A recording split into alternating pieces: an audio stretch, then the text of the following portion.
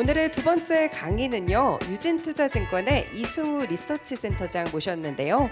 혼돈의 반도체 업황, 바닥론 힘 실릴까? 라는 주제입니다. 큰 박수로 맞아주세요.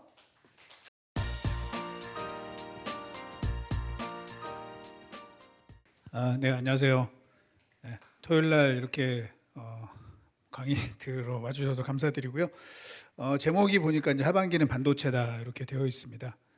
정말 좀 반도체가 돼야 될 텐데 여러 가지 좀 걱정들이 많습니다. 혹시 이 중에 이제 삼성전자 주식을 내가 들고 있다 이러신 분들 계신가요? 생각보다 많지는 않으시네요. 다 있어요? 네, 알겠습니다. 그래서 관심들이 되게 많으실 텐데 너무 고생들 많이 하셨잖아요. 마음 고생도 많이 하시고 여러 가지 뭐 신경 많이 쓰셨을 텐데 이제 어떻게 될 건지 한번 저희가 같이 한번 고민을 좀 해보겠습니다. 기대요. 예. 기대가 좀 돼야 그거에 부합을 해야 될 텐데 사실 뭐 만만치 않은 상황이 계속은 되고 있어요. 그래서 뭐 제가 뭐 과장하거나 이러진 않고 이제 제가 나름대로 분석한 부분들을 말씀을 드리도록 하겠습니다. 어쨌든 저희의 판단은 뭐냐면 사실은 이제 저는 그 여의도의 애널리스트들 중에서는 제일 보수적으로 시장을 계속 보고 있었어요. 그러니까 뭐 그 전에 무슨 뭐 이번에 슈퍼사이클이 온다 어쩐다 이런 얘기 할 때도 그런 거 없다. 그런 거 없을 테니까 괜한 그런 기대하지 마라 이제 이런 얘기도 많이 하고 그랬는데 지금 이제 저희가 보고 있는 판단은 여기 제목에서 보시는 것처럼 어쨌든 바닥을 지나고 있는 중인 거는 맞습니다. 다만 그 바닥이 금방 지나가지는 않을 것 같고요. 조금 더 긴 바닥 그리고 그 이후의 회복세도 조금 약한 회복으로 이어질 것 같아요. 그게 좀 빠르게 회복이 되기 위해서는 어떤 변화가 좀 필요하다라고 이제 보고 있습니다. 먼저 보시면은 여기 그림들이 있는데 그 작년에 그 필라델피아 반도체 지수라고 하는 이제 삭스 지수라고 있죠. 그게 작년에 36% 지수가 36% 하락을 했어요. 그리고 지금 올해 들어서 한 그 절반 정도로 회복을 했습니다. 18% 정도 상승을 했는데 뭐 다들 아시겠지만 엔비디아가 올해 들어서 90% 상승을 했습니다. 그러니까 혼자 잡아 끌어올린 거죠. 나머지 반도체 주식들은 사실은 그렇게 많이 오르지 않았습니다. 뭐 일부 오른 것들이 좀 있지만 대부분은 한 10에서 한 20% 사이 정도가 올랐다라는 겁니다. 그래서 전체적으로는 지금 올해 상반기 현재까지의 반도체 상황은 일단 작년에 빠진 거에 대한 반등이 일부 있고요. 그 다음에는 인공지능 AI와 관련된 엔비디아가 거의 시장을 잡아 끌어올렸다 이렇게 이제 보시면 됩니다. 그리고 메모리는 이제 실적이 굉장히 부진하잖아요. 삼성전자도 적자가 나고 하이닉스 이러다가 이제 회사 큰일 나는 거 아니야 할 정도로 엄청난 적자가 현재 나고 있는 상황인데 그런대로 주가는 또 괜찮습니다. 한 삼성전자는 한 17에서 18%, 하이닉스는 한 20% 정도 이렇게 오른 상황이고요. 상대적으로 우리가 제일 좋은 회사라고 알고 있는 TSMC 같은 경우는 올해 주가가 별로 안 좋습니다. 오르긴 올랐지만 올해 한 12% 정도밖에 안 올라서 좀 언더퍼폼을 하고 있는 상황입니다. 여기 이제 상반기 전체적인 그림이고 그 다음에 이 그림은 제가 이제 사실은 공무원들이나 또 뭐 정치인들 가끔 만나서 이제 설명드리는 자료인데요. 왼쪽에 있는 그 파이 차트를 보면은 보통 이제 이 자료를 많이 봐요. 그래서 각 나라별로 반도체 시장 점유율이 어떻게 되는지 그래서 이걸 많이 봅니다. 보면은 미국이 한 47% 당연히 1등이죠. 그리고 이제 한국 2등이다 이렇게들 다들 알고 계세요. 한국은 뭐 그래도 반도체 강국이야 이렇게 알고 계시는데 요 자료 있잖아요. 그러니까 최종 매출 기준으로 집계하는 자료에는 예를 들면 TSMC 같은 데이터는 빠져 있습니다. 왜냐하면 TSMC는 아시겠지만 제품을 만드는 회사가 아니에요. 거기는 자기네 제품을 만드는 게 아니라 엔비디아나 퀄컴 같은 회사의 그 제품을 대신 만들어주는 거죠. 그래서 사실은 녹아 있는 거죠 거기에. 그래서 이거는 한국의 진정한 반도체의 경쟁력을 나타내는 차트가 아니다라고 이제 저는 계속 얘기를 하죠. 그럼 어떻게 봐야 되느냐? 그래서 각 나라의 그 주식시장에 상장되어 있는 반도체 업체들의 매출액을 한번 다 더해보자. 이렇게 본 게 두 번째 있는 차트입니다. 그래서 보니까 이제 미국이 한 40%, 뭐 여전히 1등이고요. 2등은 대만인 거죠. 대만이 24%. 한국은 얼마냐? 대만의 한 절반 조금 넘습니다. 이게 냉혹한 우리로서는 굉장히 가슴 아픈 일이지만 냉혹한 우리의 반도체 경쟁력이다 이렇게 봐야 되는 거죠. 대만의 한 절반 정도 된다. 사실 뭐 우리가 뭐 반도체가 우리나라에서 제일 중요한 산업 뭐 맞죠. 근데 대만에서도 제일 중요한 산업이고 미국에서 반도체 전략을 얘기를 할 때 한국 얘기는 거의 안 합니다. 사실은 주로 대만 얘기를 많이 하고 있는 거죠. 그래서 이게 우리의 정확한 반도체 현실이다라는 걸 좀 얘기를 하고 싶습니다.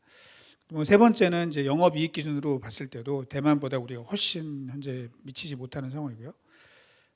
제일 오른쪽에 있는 요거가 제일 가슴 아픈 건데요. 사실은 뭐냐면 시가총액을 한번 보는 거예요. 시가총액. 주식시장의 시가총액을 보면 혹시 이 중에 그 전 세계 주식시장의 시가총액 합계가 얼마 정도 되는지 아시는 분 계신가요? 얼마일까요? 전 세계 시가총액 전체를 다 합치면 얼마냐면 약 100조 달러 정도 됩니다. 100조 달러. 근데 그 중에서 반도체 업체들의 시가총액을 다 더하면 얼마냐면 한 3조 6천억 달러 정도 돼요. 그러니까 전체 주식시장에서 반도체가 차지하는 게 한 3.6% 정도 되는 거겠죠. 그거를 이제 나라별로 제가 구분을 다 해봤더니 미국이 한 48%, 당연히 1등이죠. 그리고 2등은 이게 놀랍게도 2등이 이제 비슷한데요. 대만하고 중국이에요. 비슷합니다. 중국이 이미 우리보다 훨씬 크다. 3등이 유럽. 유럽은 뭐 한 나라는 아니지만 어쨌든 유럽 전체를 하나로 보면 유럽. 우리나라는 그 다음입니다. 그러니까 이제 우리나라가 반도체 최강국, 그러니까 미국을 제외한 최강국인 줄 알았더니 이게 아닌 거예요. 특히 주식시장에서의 평가는 굉장히 박한 거죠.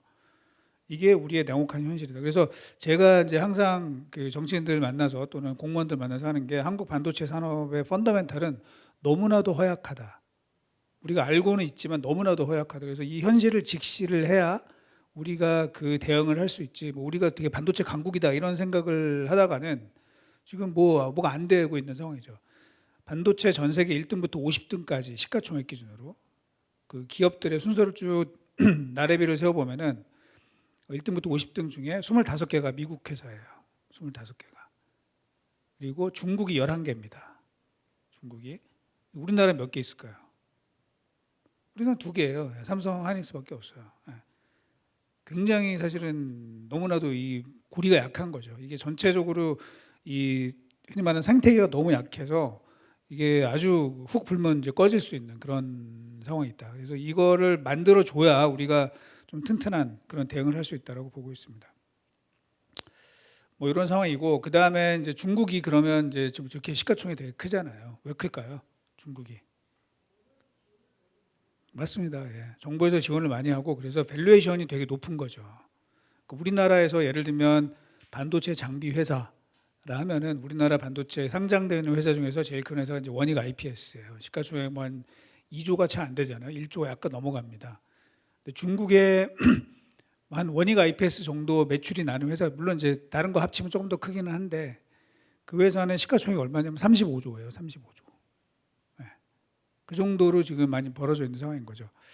그래서 이제 과연 이제 중국이 저렇게 그 주식에서 높은 평가를 받는데 이제 중국이 과연 한국을 제낄 수 있느냐? 근데 그러기는 쉽지 않다라는 거죠.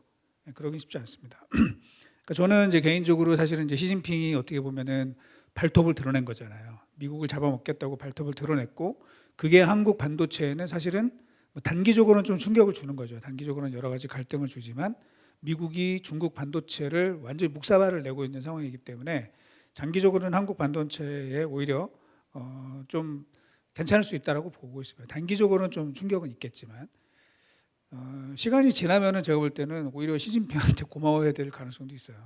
시진핑이 그 등소평이 얘기했던 것처럼 도강 양해를 하면서 바짝 엎드려가지고 기술을 빼먹는 전략을 했으면은 우리나라 반도체가 거덜날 수가 있었는데 이제 그러지 않게 됐다고 보는 거죠. 중국의 그 반도체의 자금률은 사실은 이제 지역 기준으로 보면 한 26%가 됩니다. 이거는 뭐냐면 지역 기준이라 하면은 하이닉스의 중국 공장, 그다음에 삼성의 중국 공장 이런 것들이 있잖아요. 이제 거기서 공급되는 것들까지 포함해서 보면 한 26%고, 그다음에 이제 국적 기준이 있습니다. 그러니까 중국 업체들에 의해서 되는 상황을 보면 한 15% 정도 돼요. 그래서 중국이 얘기했던 이 반도체 굴기, 그게 2015년 대비해서 지금 한 7년, 8년 정도 지났는데 거의 개선이 안 됐습니다. 그래서 뭐 저는 사실은 뭐 지금 미국이랑 중국이랑 싸우고 이래서 이제 우리나라 좀 힘들기는 한데 어쨌든 한국의 그 점유율 자체는 좀 계속 유지가 될 수 있다라고 보고 있고요. 그 보시면은 중국의 주요 점유율들을 보면은 이제 일부 소재나 패키징 같은 경우는 좀 점유율이 높지만 IP 즉 지적재산권, 그다음에 EDA 이거는 반도체 설계 소프트웨어, 장비 쪽에서는 1% 정도밖에 자기네 자급자족이 안 돼요. 그러니까 이제 미국이 이거를 틀어 막으면 사실은 중국이 지금 주가는 많이 올랐는데 경쟁력을 확보하기가 좀 어렵다라고 보고 있습니다. 그래서 뭐 그 중국은 이제 저희가 중국 반도체도 지금 만만치 않은 그런 상황이 되고 있다라고 보고 있고요. 여기에 이제 그거를 표로 정리를 해놨으니까 나중에 한번 보시면 될 것 같습니다. 중국의 주요 반도체 장비 업체, 아까 말씀드린 것처럼 시가총액이 한 5조 정도 되는 회사가 이제 나우라 테크놀로지라는 회사가 있어요. 시가총액이 이제 달러 베이스로 246억 달러 정도가 되고 작년에 그 매출액이 한 21억 불, 그다음에 영업이익 한 4억 달러 정도 되는 회사인데 뭐 여러 가지를 하고 있죠. 근데 사실은 이제 이 회사의 지배 구조를 보면은 그 위에 그 BH라는 회사가 이제 나옵니다. 이게 베이징 일렉트로닉스 홀딩스라는 회사고요. 어떤 회사일까요?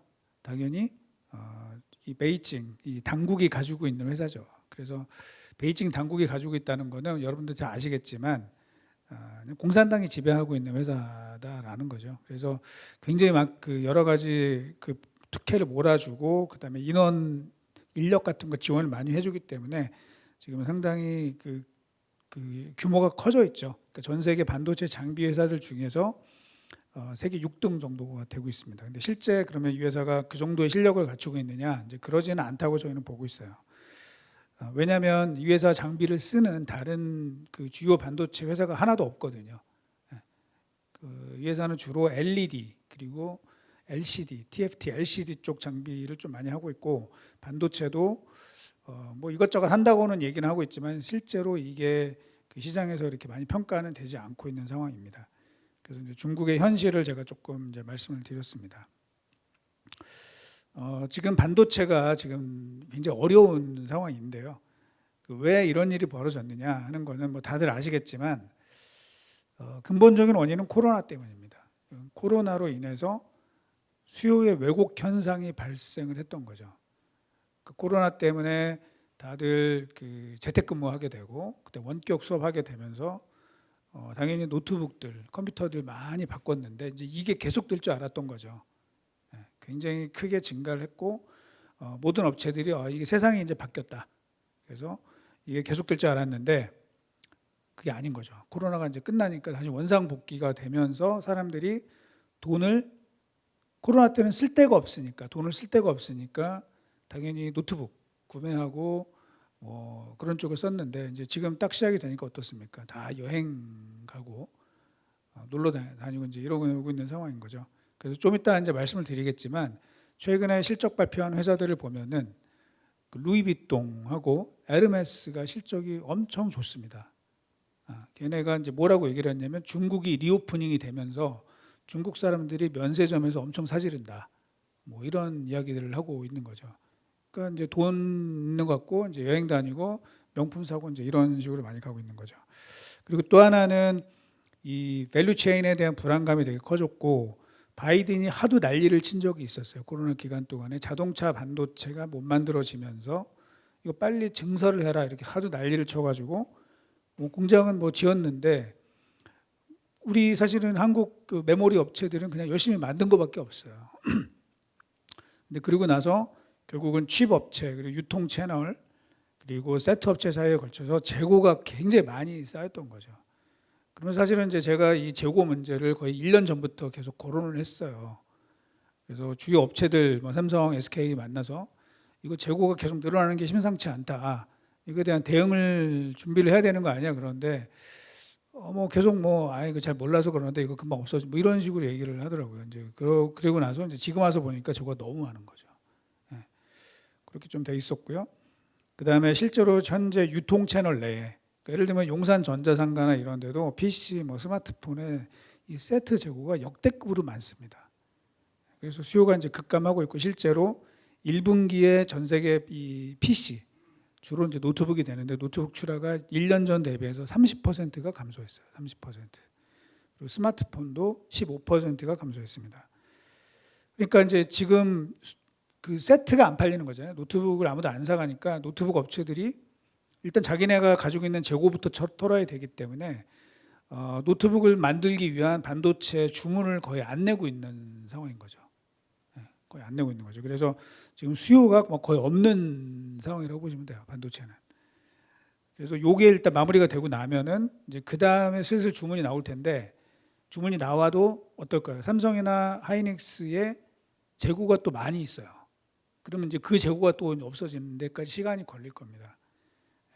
그래서 지금 저희가 이제 볼 때는 이 현재 생산 캐파가 수요를 훨씬 넘어서고 있기 때문에 재고를 줄여야 이제 그 다음에 저희가 뭐 가격을 올라간든 말든 이런 얘기를 할 텐데 그러기 위해서는 이제 감산이 아니고선 답이 없다. 이제 계속 얘기를 했었어요, 사실은 계속. 근데 계속 특히 이제 삼성전자 같은 경우는 우리는 감산 안 합니다. 뭐 계속 이제 이런 식으로 되면서 주가가 계속 흘러내렸는데 어쨌든 이제 마음을 바꿨죠. 4월 초에 감산을 하겠다라고 이제 얘기를 했습니다. 그래서 그게 저도 조금 이제 지금 슬슬 바뀔 수 있는 어떤 가능성이 생겼다라고 판단할 수 있는 근거가 되고 있습니다. 지금 재고가 어느 정도냐면은 1분기에 삼성전자의 반도체 매출액이 13조 7천억 정도가 나왔어요. 근데 삼성이 가지고 있는 반도체 재고만 한 32조 원어치 정도가 됩니다. 32조 원. 그리고 SK 하이닉스가 1분기 매출액이 5조 원인데 이 회사가 가지고 있는 반도체 재고가 한 17.8조 원. 그러니까 삼성하고 SK 하이닉스 두 회사가 재고가 50조 원어치가 있어요. 이거 어떻게 할 거냐는 거죠. 재고를 줄여야죠. 그러니까 사실은 지금 반도체 하나도 안 만들어도 돼요. 하나도 안 만들어도 그냥 어느 정도 공급을 할 수 있다는 거죠. 그 정도로 지금 재고가 너무 많다. 뭐 마이크론도 마찬가지입니다. 미국의 마이크론도 이 회사가 이제 매출액이 37억 불이 나왔는데 재고가 얼마냐면 이제 재무제표상으로는 81억 불이지만 실제로는 한 96억 달러 정도 됩니다. 너무너무 많기 때문에 이 재고를 줄이기 위해서는 감산이 절대적으로 필요하다고 보고 있습니다.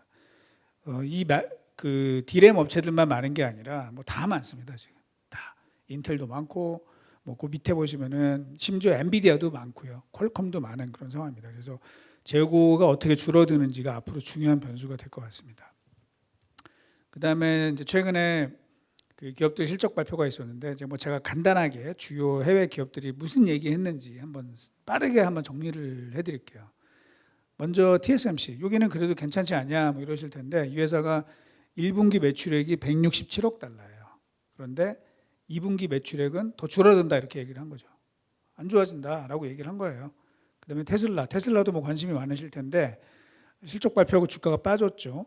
이 회사는 이제 매출액이 그 전년 대비해서 한 24% 늘었어요. 그런데 순이익은 24% 감소했죠. 왜 그런지 아시죠? 가격을 낮췄거든요. 이제 그러니까 마진이 안 좋아진 거지. 그래서 최근에는 이제 좀 가격을 높이는 이런 전략을 좀 하고 있습니다.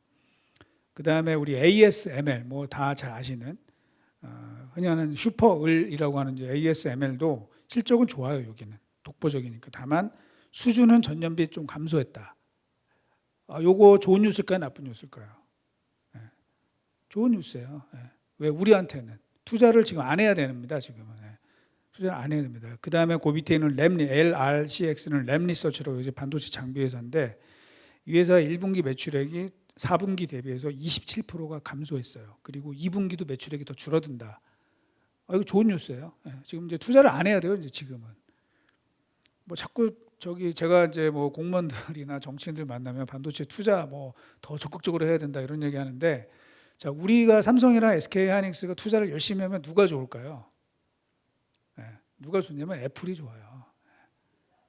맞습니다. 애플하고 빅테크가 좋은 거예요. 왜냐하면 반도체를 싸게 사오니까.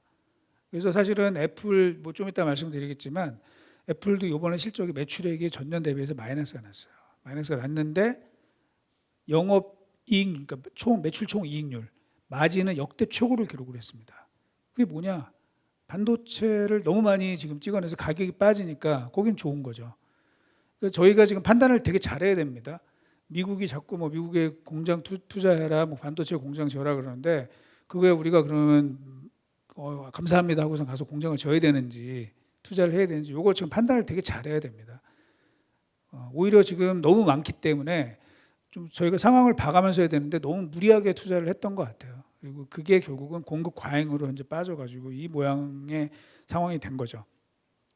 다들 아시는 것처럼 그 밑에 보시면은 이제 월풀 같은 경우에 주가가 좀 좋았는데요. 여기는 우리 LG전자랑 비슷한 회사잖아요. 근데 이 회사가 뭐라고 얘기를 했냐면 재료비가 이제 지금 좀 하락하고 있다. 그래서 마진이 좀 좋아질 수 있을 것 같아. 이제 이런 얘기를 했었고요. 그 다음에 이제 4월 25일 날 캐링이라는 이제 프랑스 회사인데 뭐 혹시 아시는 분들은 아시겠죠. 이게 구찌 만드는 회사예요. 구찌. 근데 이제 이 회사는 실적이 그냥 쏘쏘했어요. 그렇게 아주 좋지는 않았어. 그래서 왜 그런가 봤더니 아까 제가 말씀드린 것처럼 루이비통이랑 에르메스는 되게 좋아. 그러니까 중국 사람들이 지금 여행 다니면서 최고급을 사는 거지. 최고급. 그리고 이제 구찌 이런 거는 조금 덜 사는 것 같아요. 그러니까 아주 많이 사지는 않는 것 같아. 하여튼 그런 식이고. 마이크로소프트랑 구글 같은 경우에 아시는 것처럼 주가가 괜찮았거든요. 걱정을 많이 했는데 생각보다 실적이 좋았어요. 왜? 마찬가지입니다. 반도체 가격 떨어지면서 나름대로 자기네들은 조금 세이빙 되는 거 좀 있었다는 거죠. 그래서 자 보세요. 그 반도체를 공급하는 나라는 한국하고 주로 대만이잖아요. 미국은 주로 반도체를 사는 애들이 많죠. 그러면 한국하고 대만이 막 반도체 공장 지으면 어디가 좋죠? 미국이 좋은 거예요. 미국이 좋은 거예요. 그래서 우리가 이거를 굉장히 전략적으로 지금 판단을 되게 잘해야 됩니다. 지금 그 말씀이고요. 그다음에 텍사스 인스트루먼트 자동차 쪽이 좋다. 뭐 이런 얘기를 했어요. 그리고 이제 뭐 메타 여기도 주가가 많이 올랐죠. 실적 발표하고 주가가 시간에 13% 정도 이제 오르는 일들이 발생을 했습니다. 비용을 효율화했다. 이제 뭐 이런 얘기들이 많았고요. 그다음에 이제 아마존은 실적 발표하고 주가 팍 올랐다가 나중에는 빠졌는데 이유는 그 AWS 얘네 클라우드 서비스의 시장 점유율이 좀 빠지고 있다. 이제 뭐 이런 얘기를 했고요.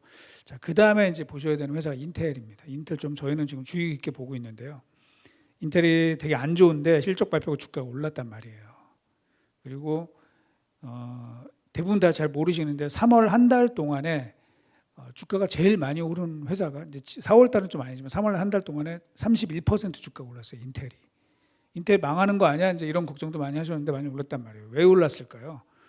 인텔이 지금 미국의 애널리스트를 만나서 이야기를 한대요. 우리도 실적 안 좋다. 그리고 2분기도 안 좋다. 그런데 뭐라고? 2분기 중에 노트북 이 유통 채널에 있는 노트북 재고가 클리어 될 것 같다.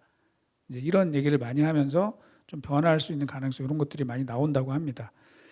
그 다음에 쭉 내려가셔가지고 퀄컴 같은 경우에 1분기 매출액이 93억 불인데 2분기 85억 달러 더 안 좋아지죠. 그러니까 이거는 스마트폰이 안 좋다는 얘기죠.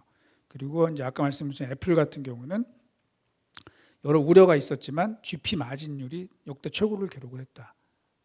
그거는 이 한국의 메모리 업체들이 상당한 기여를 했다. 이렇게 봐야 되는 거예요. 사실은 얼마일까 지금 삼성이랑 하이닉스 뭐 적자 많이 나고 이거 다 아시잖아요. 특히 낸드 플래시와 관련돼 가지고 1, 2등 하거든요. 삼성하고 SK 하이닉스가 전 세계 1, 2등을 해요. 근데 어마어마한 적자가 나고 있습니다. SK 하이닉스 같은 경우는 낸드 부문의 영업이익률이 얼마냐면은 마이너스 160%예요. 되게 황당한 그런 이익률이 나고 있죠.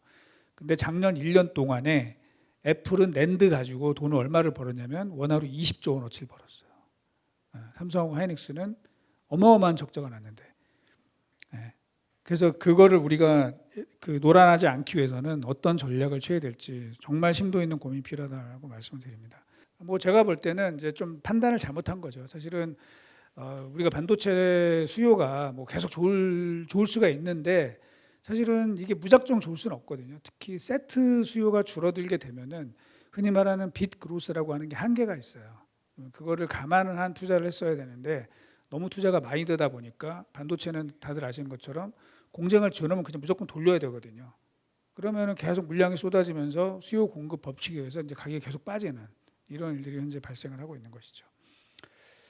1분기에 뭐 다들 아시는 것처럼 PC가 너무 안 좋죠. 특히 애플의 맥북마저도 굉장히 많이 빠졌어요. 물론 이제 이유는 여러 가지가 있어요. 근데 어쨌든 이 애플의 맥북이 빠지면서 그 밑에 보시면은 빨간색에 TSMC도 매출액이 급감했고 우리 팍스콘 여기도 이제 매출액이 많이 빠졌죠. 그래서 전체적으로 지금 다 안 좋습니다. 우리 메모리만 좋은 게 안 좋은 게 아니라 다들 안 좋아지기 시작하고 있는 상황이다. 그래서 이제 저희가 이제 올해 전망을 해볼 텐데 지금 1분기는 너무 안 좋았고 이게 어느 정도로 안 좋은 거냐면 사실 2007년 이후에 이번 1분기보다 그 물량이 덜 나간 경우는 딱 한 번밖에 없어요. 2007년이면 지금부터 16년 전이잖아요. 16년 동안 지금보다 더 낮았던 적은 코로나 때문에 지금 아무것도 못할 때 그때를 빼고는 지금 가장 낮은 수준입니다. 모든 업체들의 출하가 감소를 했고요. 그래서 이제 저희가 지금 볼 때는 이런 상황이 언제까지 계속될 거냐. 일단 최소한 올해는 그게 기대를 할 수가 없다. 왜냐하면 1분기 너무 많이 빠졌잖아요. 2분기도 지금 안 좋을 거고. 그럼 올해 연간으로 작년에 막 제가 삼성이랑 얘기를 할 때 보면은 그래도 올해는 좀 PC가 증가할 수 있을 것 같다. 자기네들은 이런 얘기를 했었어요. 삼성이. 저희는 그렇게 안 본다라고 지금 보고 있습니다. 그 그래프 보시면은 그 동그라미 두 개가 있는데 첫 번째 게 이제 그 코로나 처음 나왔을 때 아무것도 못할 때 이제 그 상황이고 이제 지금이 거의 그 정도까지 빠졌죠. 그리고 나서는 뭐 2분기, 3분기, 4분기 가면서 지금보다는 조금씩 올라가는 그림이 나올 것 같다라고 보고 있습니다. 그리고 오른쪽에 두 개의 그래프가 있는데 위에 있는 건 노트북은 그래도 추세적으로는 증가를 할 것이다라고 봐요. 근데 이제 지금 작년하고 올해 2년 동안 이제 급락을 할 것 같고 내년도에는 약간 증가하는 그리고 데스크탑은 계속 추세적으로 줄어드는 그림이 나올 것 같습니다. 그래서 전체적으로 보면 좀 이따 보시겠지만 올해도 이 PC 수요는 한 두 자릿수 감소할 것으로 저희 보고 있습니다. 자, 스마트폰은 더 문제인데 1분기에 스마트폰 전 세계 출하량이 2.69억 대가 나왔고요. 이게 이제 어느 정도 수준이냐면 딱 10년 전 수준이에요. 10년 전. 아니 스마트폰 점점 사람들이 많이 쓰지 않을까라고 했는데 전혀 아닌 거죠. 특히 보면은 선진국이나 중국뿐만 아니라 인도, 라틴, 아시아, 중동, 동유럽 모두 마이너스를 기록을 하고 있습니다. 왜일까요? 저런 이머징 국가들은 그래도 스마트폰이 점점 늘지 않을까? 근데 그렇지 않아요. 왜? 저는 그 이유가 이제 여러 가지가 있겠지만 중고 스마트폰 이 수요가 굉장히 많다라고 보는 거죠. 스마트폰 가격이 비싸기 때문에 굉장히 저렴한 중국의 이름 없는 스마트폰을 쓸 건지 아니면 한국에서 건너간 뭐 갤럭시나 또 미국에서 온 뭐 애플 아이폰의 중고폰을 쓸 건지 근데 그 수요가 꽤 많다라고 이제 지금 보고 있는 거죠. 그래서 중고 스마트폰의 수요가 2016년도에 한 1억 대, 2019년도에 2억 대를 넘어선 걸로 보이고 있고 올해는 그게 3억 대를 넘어갈 걸로 보고 있습니다. 이러다 보니까 스마트폰 출하가 너무너무 안 좋습니다. 계속 늘지가 않는 상황이다. 그래서 올해도 작년에도 많이 빠졌는데 올해도 추가적으로 좀 하락할 것 같습니다. 보시는 것처럼 그 올해 스마트폰보다 낮았던 경우가 거의 지금 없는 상황이죠. 오히려 지금은 그 코로나 때보다 더 지금 빠져 있는 상황입니다. 그리고 이 오른쪽 그래프에서 아래쪽 걸 보시면 중고폰은 계속 추세적으로 늘어나고 있는 그런 상황이다라고 보고 있습니다. 스마트폰 1분기만 딱 떼어내서 봤더니 중국의 스마트폰이 2년 전 대비해서 2천만 대가 줄었어요. 중국에서만. 그리고 인도도 2년 전 대비해 700만 대가 감소했고 아시아 중에서 이제 중국, 인도, 한국, 일본을 제외한 나머지 아시아는 2년 전에 그 수요가 4,300만 대였는데 지금 올해 같은 2,700만 대밖에 안 돼요. 희한한 거죠. 그러니까 아시아 사람, 동남아시아나 이런 데서 스마트폰을 중고폰으로 굉장히 많이 쓰는 것 같다라고 이제 보고 있는 것입니다. 동유럽도 마찬가지예요. 동유럽에서도 중고폰 수요가 상당히 많은 걸로 이제 파악이 되고 있습니다.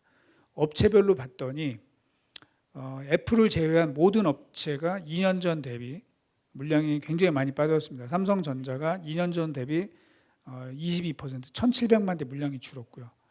특히 샤오미, 오포, 비보 중국 업체들이죠. 여기도 2년 전 대비 엄청나게 물량이 현재 빠져 있는 상황입니다. 지금 볼 때 중국의 유통 채널에 여전히 재고가 많기 때문에 2분기까지는 좀 부진한 그런 상황이 이제 빚어질 것 같고요.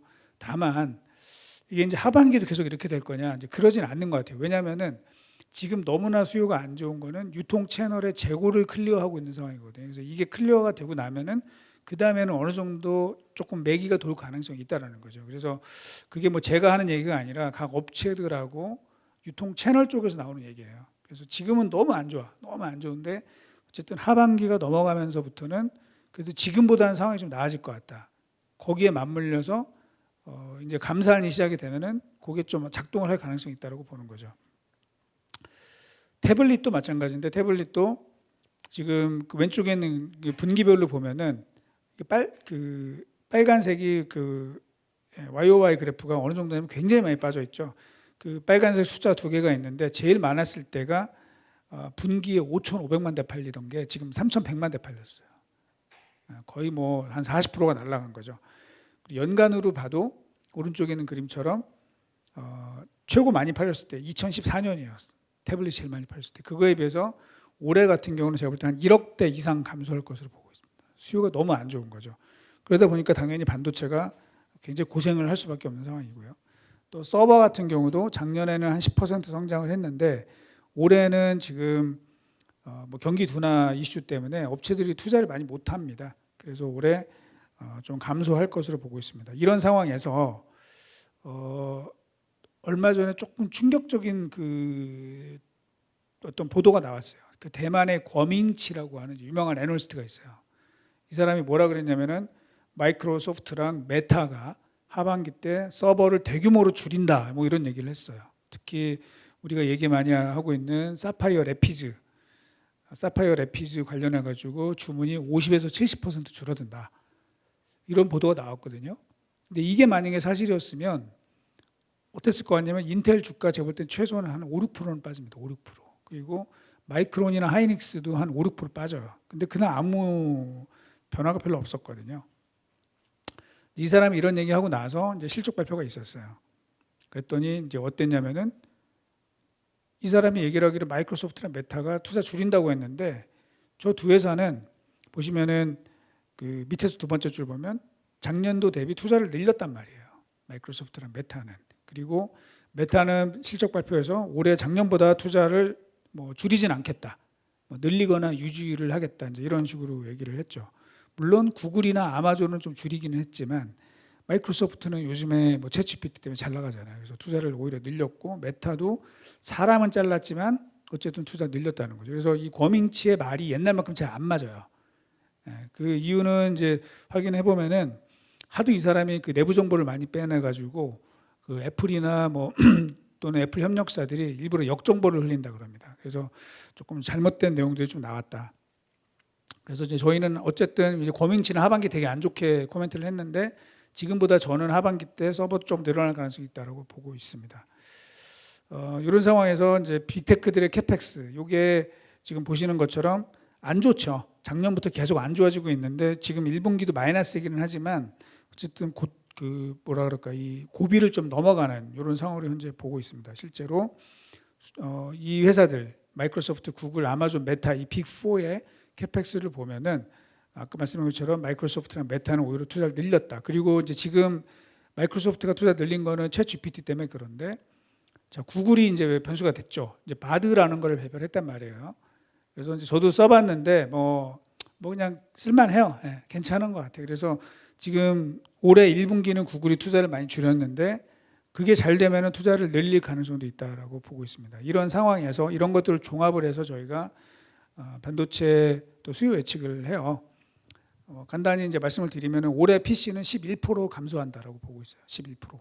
스마트폰은 6% 감소, 서버는 2% 감소한다라고 했을 때 D램의 수요는 얼마가 될 것 같냐면 전년 대비 6% 증가할 것 같습니다. 매우 낮은 거예요. 매우 낮은 거예요. 굉장히 낮게 보고 있는 거죠. 그리고 낸드도 13% 증가에 그칠 것 같다. 다만 올해를 넘어가서 이제 내년도에는 저희가 D램은 한 20% 정도 증가할 것 같다. 그리고 낸드도 25% 이상 증가할 수 있다라고, 올해보다는 내년도가 조금 더 회복이 될 가능성이 있다라고 이제 보고 있어요. 그리고 이런 상황에서 이제 공급이 중요하잖아요. 근데 이거를 만약에 공급을 기존대로 가져갔으면 완전 노답인 거예요. 노답. 그런데 삼성이 감산을 하겠다 얘기를 했단 말이에요. 그래서 이제 저희가 그 모델링을 하는데 삼성을 D램에 12만 장을 줄일 것이다. 12만 장, 굉장히 많은 거죠. 한 20% 가까이 줄인다. SK 하이닉스는 26%, 마이크론도 26% 감산한다. 이렇게 예상을 하면은 그 올해 그 생산량 기준으로 얼마가 줄어드냐면 약 14% 정도가 줄어요. 비트 기준으로. 삼성이 마이너스 12, SK가 마이너스 17, 마이크론이 마이너스 19 이렇게 줄어들게 되면서 이거 약간 반전의 어떤 계기가 될 수 있는데 라는 생각이 조금씩 드는 거죠. 그래서 전체적으로 종합을 해보면 올해의 D램의 수요는 246억 기가바이트 예상이 되는데 생산은 그거보다 좀 작은 241억 기가바이트가 돼요. 수요보다 생산이 작으니까 이제 뭔가 하반기 되면 좀 개선이 될 수 있고 또 출하는 그거보다 좀 더 많을 것 같아요. 이렇게 되면 그 칩 재고가 어느 정도가 되냐면 작년 말에 38억 기가바이트에서 올해 말이 되면 24억 기가바이트 줄기는 해요. 줄기는 하지만 아주 많이 주는 건 아니에요. 하지만 내년도 말이 되면 이게 다시 한 거기서 더 많이 줄어서 10억 기가바이트가 돼서 거의 정상 수준으로 들어갈 것 같다. 즉 얘기는 뭐냐면 올해 하반기부터 이제 서서히 영향을 발휘해서 내년도가 좀 반전될 가능성이 매우 높아진다라고 보는 거죠. 이렇게 되면은 맨 밑에 보시면 이제 올해의 D램 시장의 규모는 작년보다 거의 한 40에서 50% 줄어드는 굉장히 안 좋은 시장인 거죠, 올해는. 그래 하반기 때 좋아진다 하더라도. 그래서 반도체 업체들의 실적은 기대할 게 없다. 하지만 내년도가 되면은 매출액이 어느 정도 늘 것 같냐? 제가 볼 때는 최소 70에서 80% 정도 확 늘어날 것 같습니다. 매출액이. 근데 뭐 아시겠지만 반도체는 비용이라는 게 거의 고정비이기 때문에 매출이 늘어나는 만큼 이익이 늘어날 수 있어요. 그래서 상당히 좀 개선될 가능성들이 일부 보인다라는 겁니다. 뭐 기술적 분석은 좀 넘어가시고 낸드도 마찬가지 개념인데 낸드도 지금 보면 업체별로 한 26%에서 최대 한 30%까지 감산을 할 것 같아요. 굉장히 많이 해야 되는 거죠. 굉장히 많이 감산을 하게 돼서 낸드도 상황이 하반기에서 이제 내년으로 가면서 상당히 개선될 것 같다. 정리를 드리자면 낸드의 총 수요는 6,340억 기가바이트가 올해 예상이 되는데 생산은 그보다 훨씬 적은 6,050억 기가바이트. 이제 생산을 안 해야 됩니다. 생산을 안 해서 애플에 놀아나지 않아야 되는 상황이 되는 거고요. 이렇게 되면 이제 칩 재고가 작년 말에 1,380억 기가바이트 어마어마한 재고가 있었죠.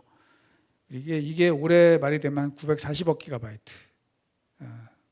많이 줄죠. 많이 줄지만 그래도 재고가 많은 거예요. 그리고 이제 내년이 되면은 한 500억 기가바이트까지 이게 줄어들게 되면서 흔히 말하는 이제 주수로 따지면은 한 3주 정도까지 이렇게 줄어들게 되면서 역시 마찬가지로 올해보다는 내년도의 상황이 좋아질 가능성이 더 크다라고 이제 생각을 합니다. 이렇게 되면은 낸드가 지금 완전히 답이 없는 그런 상황인데 올해 같은 경우에는 연평균 ASP가 한 40에서 45% 정도가 빠지게 되는데 내년도에는 한 30% 가까이 가격이 평균으로 30% 올라간다는 얘기는 사실 저점 대비해서는 한 60에서 70% 정도 가격이 올라간다는 얘기거든요. 이렇게 되면은 올해는 시장에 엄청 안 좋죠, 사실은. 그래서 모든 낸드 업체가 다 적자. 모든 업체가 적자가 나는 만큼 애플이 돈을 다 벌고 있는 거죠, 지금. 그런데 이제 내년이 되면은 상당히 회복되는 한 50에서 60% 정도 매출액이 늘어나면서 좀 적자도 탈피하고 어느 정도 좀 정상화되는 그런 사이클로 갈 거고 여기서 또 이제 조금 좋아졌다고 투자를 막 더 열심히 하면 안 된다라는 겁니다. 굉장히 사실은 뭐 물론 이제 기술 개발은 당연히 해야죠. 그런데 공장을 자꾸 때려짓고 이제 이런 거는 제가 볼 때 별로 좋은 그 접근법이 아니다라고 이제 말씀을 드릴 수 있을 것 같아요. 전체적으로 보면은 반도체 시장을 종합을 해보면 여기서 제가 관심 있게 보는 거는 이제 왼쪽에 아래에 있는 그래프인데 2022년 그러니까 작년 그리고 가운데가 올해 그다음에 그 제일 하늘색 막대 그래프가 이제 내년도인데 사실 올해 하반기의 주가를 보려면은 하반기의 실적이 어떻게 되냐 이거 중요하지 않잖아요. 다들 아시잖아요. 왜냐면 하반기가 어떻게 될 건지는 사실은 이미 주가에 다 반영이 되어 있는 거예요. 그러면 이제 하반기 주가를 보려면 내년도가 어떻게 될지를 봐야 되거든요. 내년도가. 근데 지금 보시는 것처럼 볼까요? D램이 내년도에 제가 볼 때는 70%에서 80% 정도 시장이 좋아질 것 같다. 물론 뭐 변수는 있어요. 뭐 변수는 여러 가지. 첫째는 미국의 뭐 부채 한도 협상이 이게 마무리가 순조롭게 돼야지 이제 그다음 얘기를 할 수 있는 뭐 기타 등등도 있고 삼성이 과연 이제 감산을 제가 생각한 만큼 그 정도를 감산할 건지 이런 변수들이 있지만 제가 가정할 때는 뭐 그 정도를 좀 해야 삼성도 감산을 많이 해야 될 거다라고 이제 생각을 하고 있고, 낸드도 한 50에서 60% 정도 증가를 할 수 있다라고 본다는 거죠. 그리고 나머지 뭐 마이크로나 로직, 아날로그 이런 것들은 좀 변동폭이 적기는 하지만 내년도에는 올라가는 폭이 상대적으로 좀 덜하잖아요. 그러면 이제 예를 들면 외국인 투자가들이 메모리를 좀 다시 볼 가능성이 있어요. 그러니까 우리가 한번 생각을 해보자고요. 지금 자동차 반도체가만 좋다 그러거든요. 자동차 반도체만. 왜 좋을까요? 자동차 반도체 생산 라인이 투자가 안 돼서 그래요. 그렇잖아요. 투자가 안 되니까 물량이 딸리고 그러니까 가격이 올라가고 뭐 이런 상황이 되는 거죠. 근데 이 메모리는 너무 투자를 많이 한 거예요, 사실은. 너무 과도해요. 그래서 그거를 조금 줄이는 게 좀 낫겠다. 물론 뭐 정치인들이나 뭐 그 공무원들 같은 경우는 자꾸 투자하라 그러죠. 뭐 투자해야지 이제 뭐 GDP가 올라가고 뭐 그러는데 지금은 현재 그럴 수 있는 상황이 아닌 것이다. 오히려 조금 컨트롤하면서 이제 가야 되는 그런 상황이다라고 보는 거죠. 그래서 이런 측면에서 보면은 이게 저도 굉장히 보수적으로 봤는데 하반기가 되면은 메모리의 좀 상황이 바뀔 분위기가 많이 생겼다. 물론 이게 시장에서 지금 원하시는 것들만큼 빨리 이렇게 재고가 클리어되고 이러지는 않을 거예요. 하지만 분위기가 이제 반전될 그런 조짐들이 많이 생겼다라고 보는 거죠. 또 하나는 수출인데요. 수출이 안 좋죠, 지금. 엄청 안 좋습니다. 안 좋은데 수출 안 좋은 거는 에블바리 다 알아요. 그죠? 다 아는데 이제 그거 얘기 말고 오른쪽에 있는 그래프를 보자는 겁니다. 수출 경기 확산 지수라는 게 있어요. 이게 한국의 수출에 비해서 한 5개월 내지 6개월 정도 선행을 하는데 그래프를 보시면 뭐 이동 평균으로 이렇게 저희가 그림을 그려보는데 이게 지금 좀 올라가고 있습니다. 지금 3월 달까지 데이터가 나왔는데 그러면 한 8월이나 9월쯤 되면 한국 수출이 좀 올라갈 가능성이 있어요. 한국 수출이 올라간다는 얘기는 뭐냐면 반도체가 올라갈 가능성이 있다는 거죠. 반도체가 올라가기 위해서는 보다 가격이 반전될 가능성이 있다는 거죠. 물론 그냥 저희가 탑다운으로 보는 거기 때문에 그게 꼭 맞지는 않지만 어쨌든 그런 시그널이 있다. 그래서 수출이 안 좋은 거 그거 말고 그거보다 조금 더 먼저 움직이는 게 뭐냐? 수출 경기 확산 지수 요거를 조금 눈여겨 보실 필요가 있다는 말씀입니다. 자, 또 하나는 이제 D램 가격인데 뭐 하염없이 빠졌죠.